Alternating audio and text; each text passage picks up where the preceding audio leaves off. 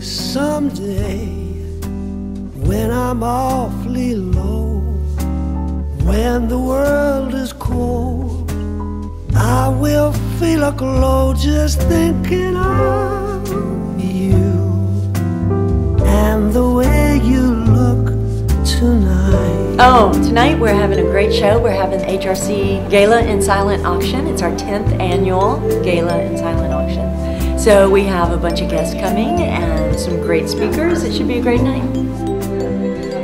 We have around 100 items with a value of about $30,000 for our guests to bid on, from artwork to fine jewelry, a lot of different hotel and restaurant packages. I think there's something for everyone. We had a lot of very generous donations from members and commercial organizations here in the city.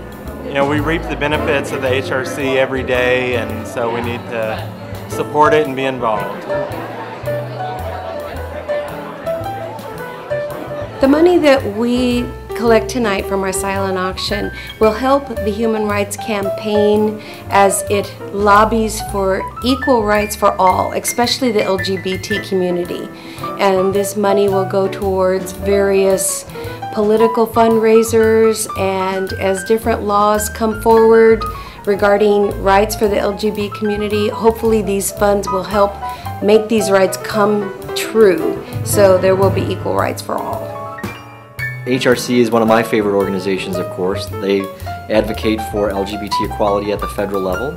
They are behind such successful efforts as the repeal of Don't Ask, Don't Tell, the James Byrd, Matthew Shepard Hate Crimes Act, which was enacted a couple years ago, and many, many more things to come down the road. They're active in many states when it comes to marriage equality, so it's a great organization.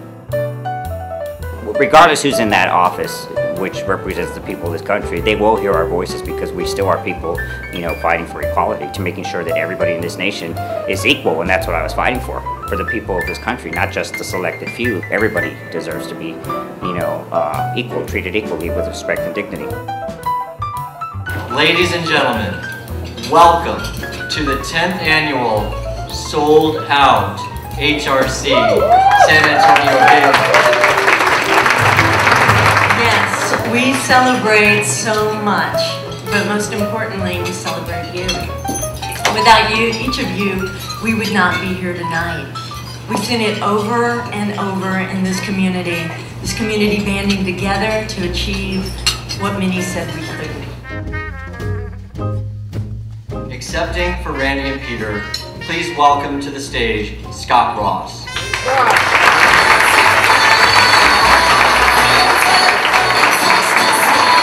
Well, Randy and Peter wish they could be here this evening. They're very grateful and honored for this award. So on behalf of Texas Heat Investments, Randy and Peter, all of our managers, staff, and our partner vendors, I just want to say thank you very much. This is another great year for the HRC Gala, and I'm glad to be here again. I know my brother got an award last year, and he sends his regards. It is my honor tonight to introduce a remarkable public servant who comes from a family of remarkable public servants, and that is our Congressman Charlie Gonzalez. It's unacceptable to allow our Constitution to be cited as the authority to deny what the Declaration of Independence proposed and promised all of us. That all men are created equal, that they're endowed with certain unalienable rights, that among them are life, liberty, and the pursuit of happiness. Now, Joaquin and I am still looking for the asterisk that says, except the LGBT community. I haven't seen that in our Constitution. It is unacceptable to ignore the 14th Amendment's noble mandate that no state shall make any law that denies any person the equal protection of its laws. Again, do you see any asterisk that excludes anyone, that tells you the LGBT community somehow doesn't come under the umbrella of the United States Constitution? I've never understood that. That's why I thought it was such a mystery when I was up in Washington. People were struggling with the question of equal rights. Why would we exclude anyone? It never made any sense, and it continues not to make any sense at all. Tonight, tomorrow, and every day thereafter, I think tonight we all pledge together that we will not fail. Thank you so much.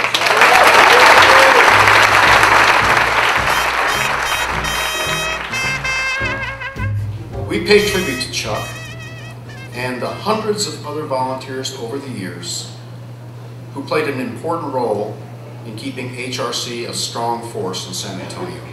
But this award belongs as much to my beloved spouse, Roberta Flores, as it belongs to me.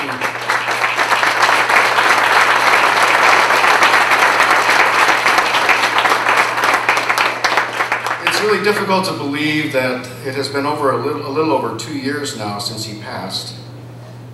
But his energy and his spirit live on, both inside me and within our community. Roberto was a rare human being who exhibited both passion and kindness. He was passionate about equality, particularly for those within the Latino and LGBT communities. He was also kind to those who met him. Like my friend Mundo Garcia, who's with us tonight, said, when you had a conversation with Roberto, he made you feel like you were the only person in the room. He and I were a team in all that we did as activists in this community. And so, babe, this one is for both of us.